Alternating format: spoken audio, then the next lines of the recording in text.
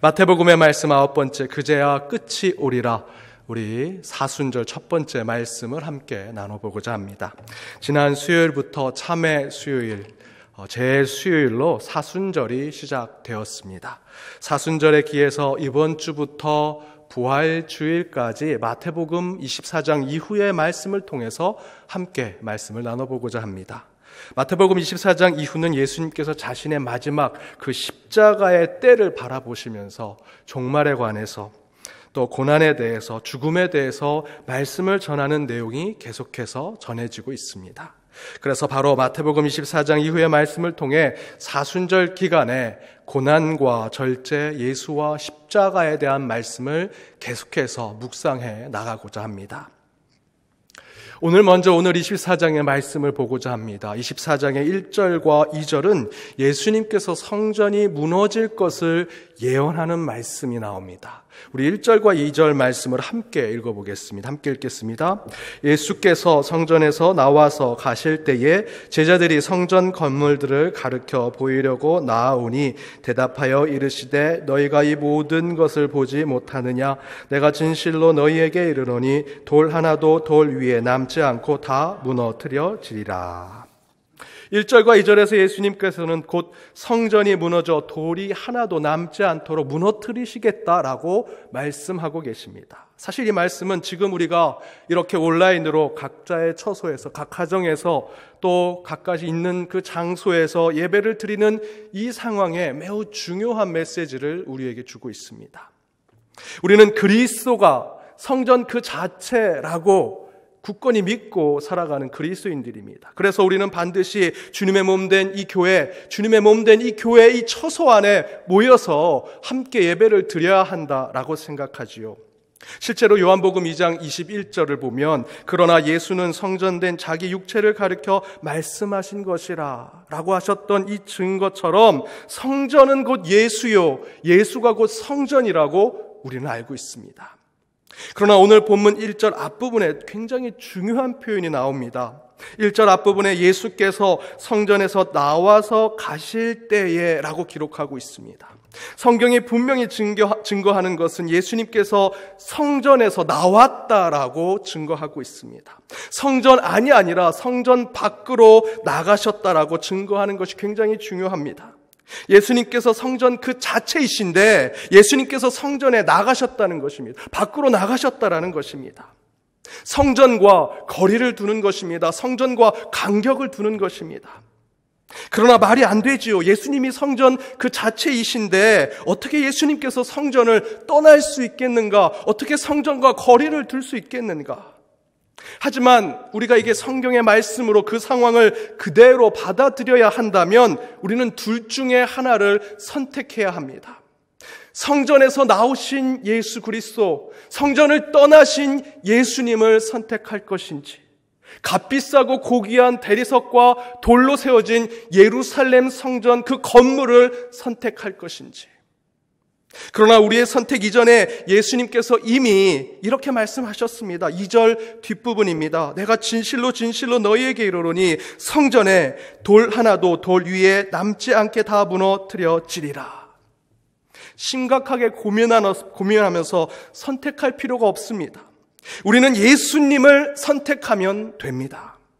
예수님께서 무엇이라 말씀하십니까? 성전에 돌 하나도 남지 않고 다 무너뜨리겠다. 우리가 그렇게 고귀하고 신성하게 여겼던 그 성전에 예수님 자신이 계시지 않는다면 그 성전은 돌 하나도 남지 않고 무너지는 성전 건물이 될 것이라고 예수님께서 증거하십니다. 여러분, 성전의 건물이 중요합니까? 그 성전이 말 그대로 성전이 되게 만드는 성삼위 하나님 예수 그리스도가 그곳에 있는 것이 중요합니까? 제가 전에 학교 강단에서 예배를 드렸던 교회가 그 강당을 보수공사하게 되어서 더 이상 강당에서 예배를 드릴 수 없게 되었습니다. 그래서 어디로 가서 예배를 드려야 하나 고민하는 가운데 한겨울이지만 그 학교의 운동장에서 그냥 의자를 펴놓고 예배를 드리자라고 결정을 했습니다. 처음에는 어떻게 그런 곳에서 예배를 드릴 수 있냐고 불평하고 문제를 제기하기도 했지만 점점 그 운동장에서 그 추운 날 예배를 드리면서 오히려 성도들은 예배의 본질에 대해서 고민하기 시작했습니다. 예배에 더욱더 집중하게 되더라라는 것입니다.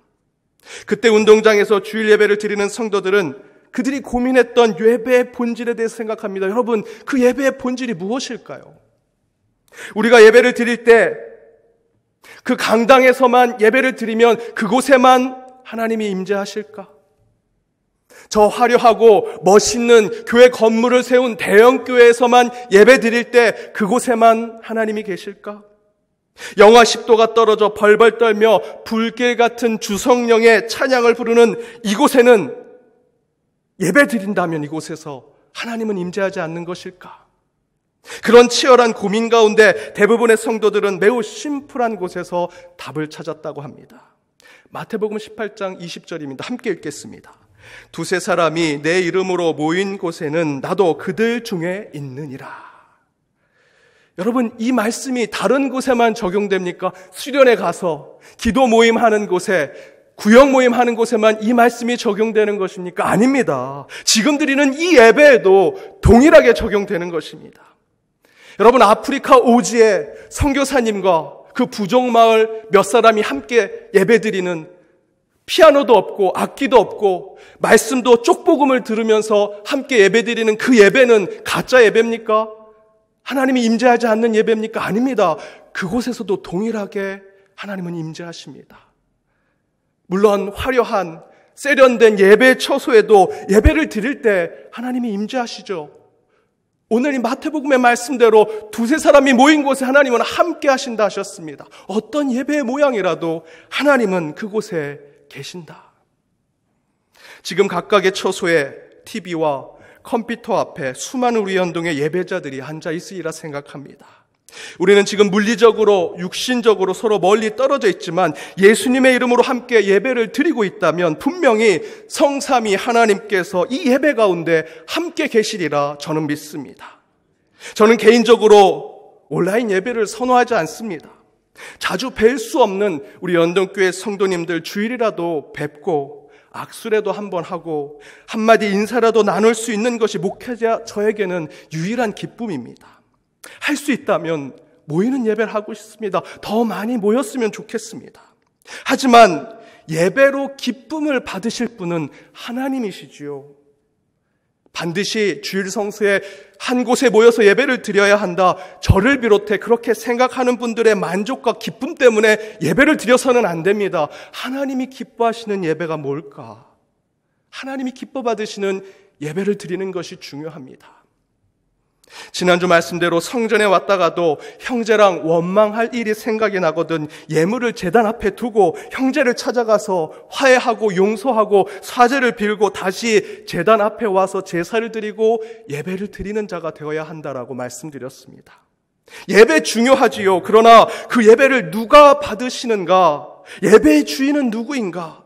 예배의 본질을 찾고 올바로 예배 드리는 것이 더욱더 중요합니다.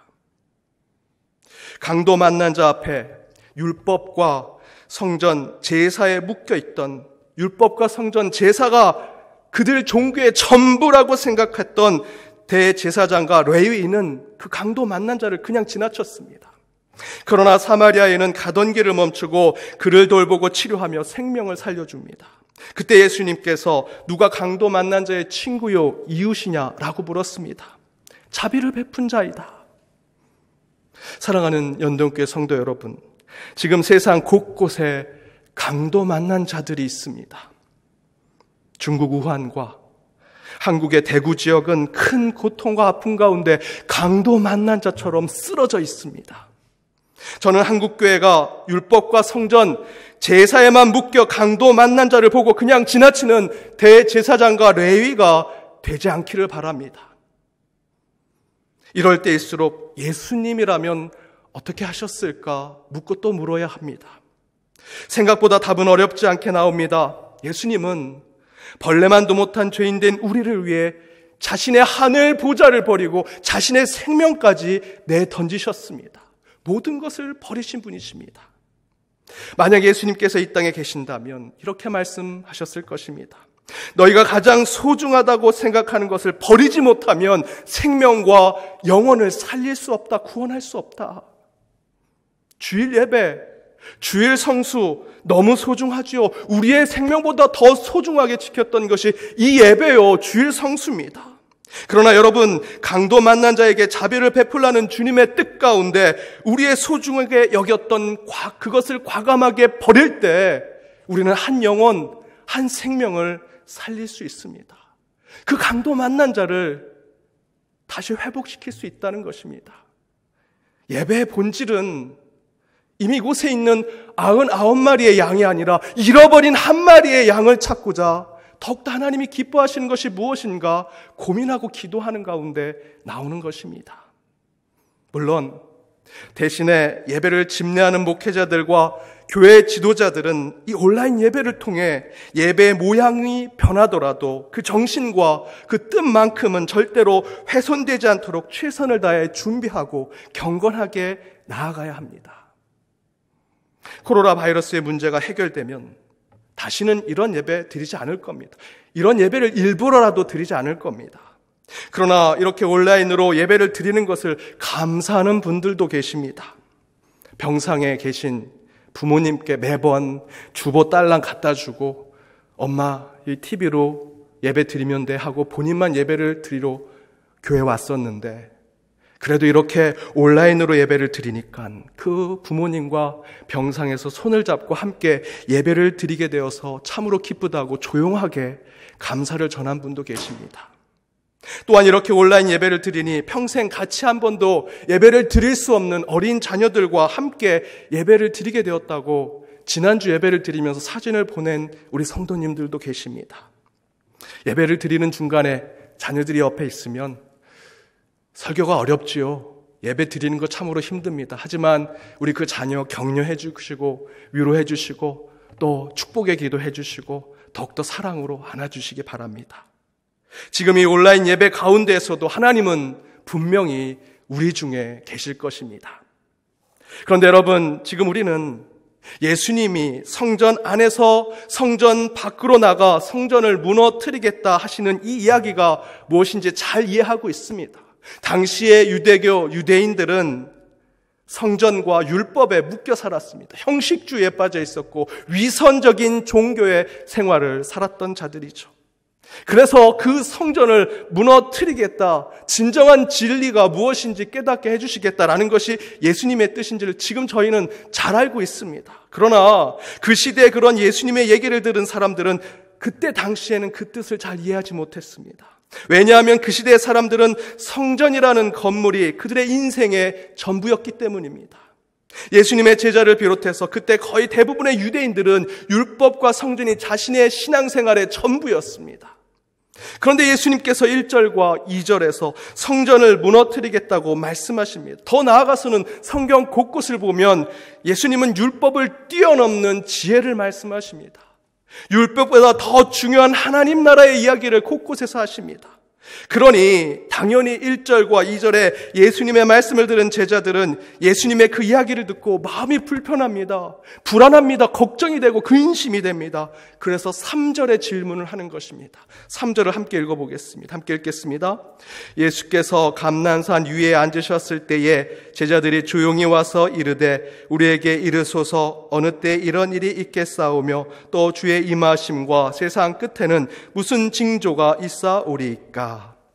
그들은 1절과 2절에서 예수님께서 성전이 무너질 것이라는 예언을 듣고 그들 전부의 삶이 무너진다라고 생각했습니다. 아마도 세상이 무너지고 곧 종말이 오는구나. 내가 다 믿었던 저 성전, 그렇게 따르던 율법이 다 끝나고 무너지는데 세상이 끝나는구나, 종말이 오는구나 라고 생각했던 것이죠. 그래서 바로 이 3절의 질문을 한 것입니다. 그런데 아니나 다를까 예수님은 4절에서 12절에 그런 종말의 때에 무시무시한 일들이 일어날 것을 말씀해 주십니다. 5절에 적그리스도의 등장을 예언하십니다. 6절에 곳곳에 난리가 난다는 소문을 듣게 될 것이다. 7절에 민족과 민족, 나라와 나라가 전쟁을 일으키고 기근과 지진이 곧 자연재해가 일어날 것을 예언해 주십니다. 8절에 보니 그러나 그것은 재난의 시작일 뿐이라고 증거하시면서 9절과 10절에서 그런 재난 이후에 사람들이 환난 가운데 사람들을 서로 잡고 죽이며 혐오하고 미워하는 일들이 생기고 11절과 12절에 거짓 선지자가 사람을 미혹하고 불법이 성행하며 사랑이 식어간다라고 말씀하고 계십니다. 여러분, 자연재해가 일어날 때마다 쓰나미가 몰려오고 산불이 곳곳에서 나고 지진과 홍수가 날 때마다 각 교회에 많은 목사님들은 종말에 대해서 설교하면서 이제 곧 때가 온다라고 설교합니다. 이미 세상은 4절에서 12절에 나오는 종말의 때와 같은 난리와 전쟁과 자연재해를 수없이 경험해 왔습니다. 쓰나미가 몰려올 때에도, 지진으로 곳곳에 어려움을 겪을 때에도, 거짓 선지자가 수백만의 사람들을 현혹할 때에도 일부 교회, 일부 성도들은 3절의 제자들처럼 이제 곧 종말이 올 것이라 불안해하고 두려워하고 종교적인 공포심에 빠져 살게 되었었습니다. 그런데 그런 모습이 역사를 주관하시는 하나님이 우리에게 원하는 모습일까요? 정말 4절에서 12절에 나오는 종말의 때가 우리 눈앞에 보이면 무서워하고 두려워하여 더 움츠리고 더 숨고 상식과 양심에서 벗어난 말과 행동을 하면서 건강한 신앙, 건강한 믿음과는 거리가 먼 모습으로 잘못된 종말 사상에 빠져 사는 것이 정말 하나님이 원하는 그리스도인의 모습일까요? 오늘 본문은 전혀 그렇지 않음을 예수님께서 직접 말씀하고 계십니다. 예수님이 이렇게 말씀하십니다. 14절 말씀입니다. 함께 읽어보겠습니다. 이 천국 복음이 모든 민족에게 증언되기 위하여 온 세상에 전파되리니 그제야 끝이 오리라. 이 천국 복음이 모든 민족에게 증언되기 위하여 온 세상에 전파되리니 그땐 끝이 오게 될 것이다. 언제 끝이 온다고 얘기합니까? 천국 복음이 온 세상에 전파될 때 그제야 끝이 온다라고 증거하십니다. 지진이 나서 수많은 사람들이 죽었다는 소문이 들릴 때 종말이 오는 것이 아닙니다. 홍수와 쓰나미로 많은 마을들이 사라지고 사람들이 죽어간다는 난리가 날 때 끝이 오는 것이 아닙니다. 거짓 선지자와 적그리스도가 판을 치고 수많은 사람들이 현혹되었다는 이야기가 들었을 때 주님의 때가 오는 것이 아닙니다. 지금처럼 전염병이 곳곳에 퍼져서 난리와 소문이 날 때 종말이 오는 것이 아니라는 것입니다. 그런 것 때문에 종말이 오는 것이 아니라 천국 복음이 온 세상에 전파될 때 마지막 때가 올 것이다. 그제야 주님이 오시고 하나님 나라가 임재할 것이다 라고 예수님이 말씀하고 계십니다.